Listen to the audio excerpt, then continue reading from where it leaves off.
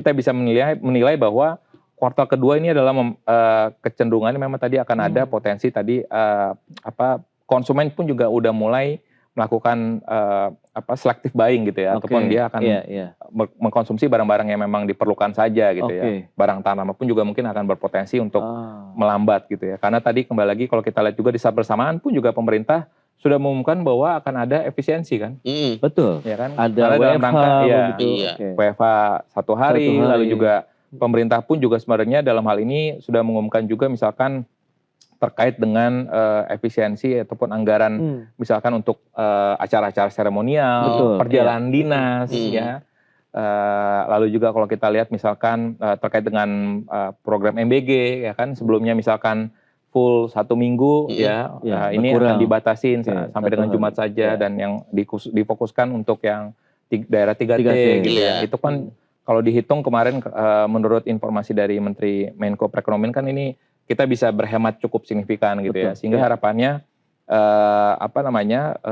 ya tentu pasti akan ada sisi lainnya ya, dimana tadi kalau belanja pemerintah ini juga lambat berarti kan dan juga tadi konsumsi sudah mulai ada indikasi penghematan gitu ya, berhemat ya, tentunya kami melihat memang di kuartal kedua itu akan ada tendensi untuk melambat ya, karena mempertimbangkan juga di kuartal 2 tahun 2025 itu high base.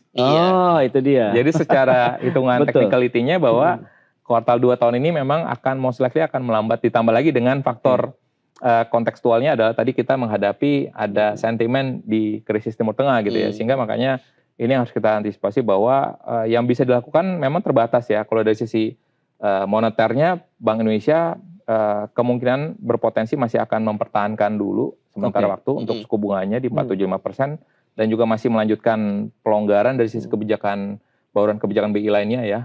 Artinya tetap mendorong untuk pembiayaan kepada sektor-sektor yang produktif dan juga yang berdampak langsung kepada masyarakat.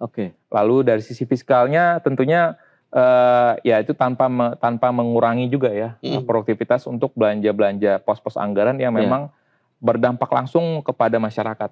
Ya itu yang mestinya message-nya adalah pemerintah pusat menginginkan bahwa KL dan juga non KL khususnya Pemda pun juga punya sense of krisis dalam hal ini, melakukan penghematan ya untuk hal-hal yang tidak produktif, tapi tetap mengoptimalkan ataupun mengutamakan belanja-belanja yang tetap berdampak langsung pada masyarakat ataupun yang produktif gitu ya. Jangan sampai bukan berarti kalau misalkan ada penghematan semuanya berhenti gitu. Bukan berarti satu hari WFH jadi weekend kan, full weekend kan, jadinya kan nggak gitu mindsetnya. Jadi ini yang harusnya ya dipahamin juga bahwa terkait juga dengan sense of crisisnya mungkin ini yang juga harus kita tingkatkan juga, karena kalau kita lihat misalkan terkait dengan pembatasan pembelian BBM.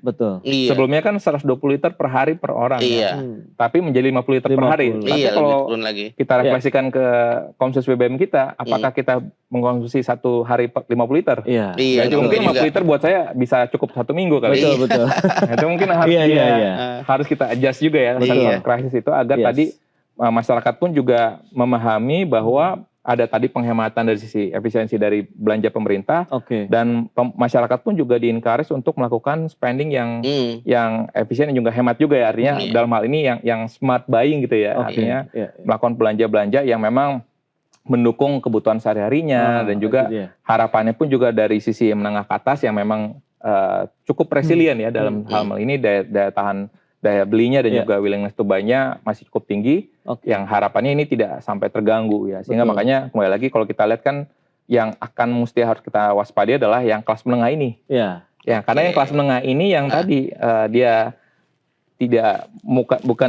belum bisa dikategorikan miskin, tapi juga belum bisa dikategorikan kaya gitu ya. Makanya ini yang kelas menengah ini yang mungkin harus kita dukung oleh pemerintah agar tadi karena kontribusi terhadap konsumsi nasional masih tetap besar.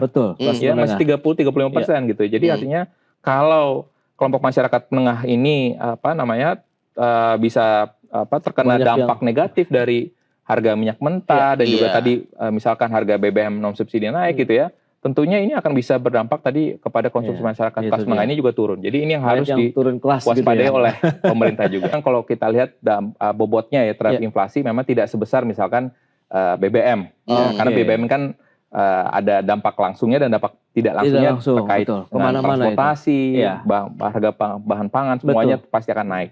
Nah, tapi memang kalau kita lihat untuk misalkan beberapa sektor tadi yang mungkin terkena dampak langsung dari kenaikan bahan baku, mungkin bobot terhadap inflasi mungkin nggak begitu besar ya. Tapi kembali lagi tetap saja bahwa yang mungkin akan bisa terjadi tadi adalah beberapa produsen pun juga udah mungkin karena tadi ketersediaan bahan bakunya juga berkurang gitu ya, sehingga mungkin waktu produksinya pun jadi berkurang juga ya, akan pengurangan juga jam kerja dari karyawannya, buruhnya gitu, sehingga makanya sooner or later memang dampaknya ini ya cukup besar ya, sehingga makanya tapi kembali lagi kalau dalam hal ini imported inflation saya tetap melihat bahwa Bank Indonesia terus melakukan triple intervention ya, melakukan langkah stabilisasi, sehingga rupiah pun juga kalau kita lihat sebenarnya tingkat depresiasinya tidak lebih dalam ya dibandingkan dengan misalkan mata uang Asia lain seperti rupiah India, lalu juga misalkan baht Thailand dan juga misalkan Korean won itu ya, yang mungkin pelemahan terhadap dolarnya lebih dalam lagi gitu ya. Tapi itulah mungkin langkah-langkah stabilisasi terkait dengan kebijakannya pun juga BI juga sudah mengeluarkan ya terkait dengan pembelian dolar pun juga saat ini kan di batasannya pun juga persyaratnya juga dikurangin gitu ya untuk underlying-nya gitu ya.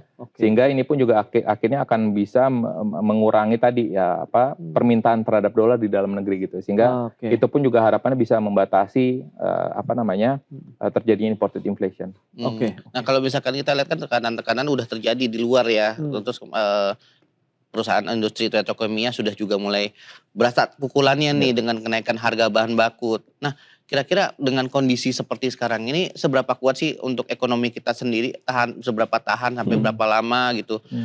Terus ditambah pemerintah kan berencana mau memasukkan tambahan 100 triliun rupiah untuk membantu subsidi. Nah, itu akan menambah kekuatan seberapa tahan untuk APBN kita, untuk fiskal kita. Iya, memang tadi saya sampaikan sebelumnya bahwa pemerintahan sebelumnya pada saat zamannya PSBY dan juga Pak Jokowi memang yang membedakan pada saat itu mungkin jumlah sisa anggaran lebih pemerintah yang dimiliki tidak sebesar saat ini. Seperti yang disampaikan juga oleh Menteri Keuangan, di mana memang sisa anggaran lebih pemerintah saat ini kurang lebih dari 400 triliun ya. Bahkan sebagian sudah ditempatkan, dialokasikan di perbankan BUMN. Sehingga memang kalau sekiranya tadi ada tambahan misalkan 200 triliun gitu ya, untuk subsidi energi, setidaknya memang pemerintah masih bisa menanggulanginya dan sebagian dari sisa anggaran lebih tersebut gitu ya. Tapi kembali lagi, makanya oleh sebab itu waktu rapat kerja dengan Komisi 11, Menteri Keuangan pun juga mengatakan cukup pede bahwa sampai dengan akhir tahun ini pemerintah masih memastikan bahwa tidak akan ada kenaikan harga BBM. Tapi saya mungkin itu lebih mengarah ke BBM subsidi ya. Karena BBM subsidi pun juga sepertinya dalam jangka pendek ini pun juga akan bisa dinaikkan ya oleh Pertamina gitu ya. Tinggal menunggu waktu saja gitu sebenarnya. Tapi yang perlu kita perhatikan adalah tadi bahwa pemerintah cukup concern juga ya bahwa kalau kita melihat mengapa pemerintah perlu tidak terburu-buru menaikkan harga BBM khususnya bersubsidi, karena tentunya ini sangat rentan sekali ya dampaknya kepada masyarakat menengah ke bawah.